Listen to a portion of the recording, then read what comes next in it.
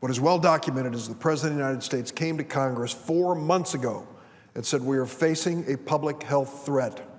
Do something. And for 4 months, the Republican-led Congress has done nothing.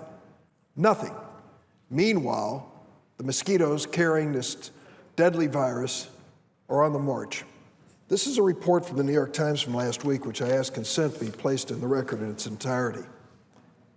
Without objection. Mr. President, this report says U.S. officials are surprised by the Zika rate in Puerto Rico. Roughly, and it goes on, roughly 1% of recent blood donors in Puerto Rico showed signs of active infection with the Zika virus, suggesting a substantial portion of the island's population will become infected, federal health officials reported on Friday.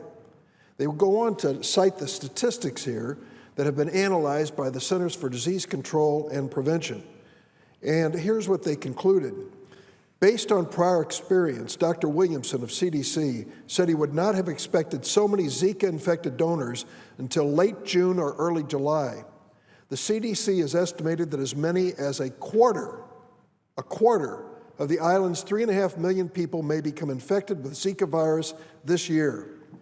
It's possible that thousands of pregnant women in Puerto Rico could be infected, Dr. Frieden, CDC's director, told Reuters, leading to, quote, dozens or hundreds of infants being born with microcephaly in the coming year, end of quote.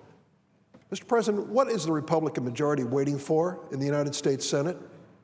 What is the Republican majority waiting for in the United States House of Representatives? Don't they believe this is a serious public health threat? And if they don't, they are ignoring the obvious.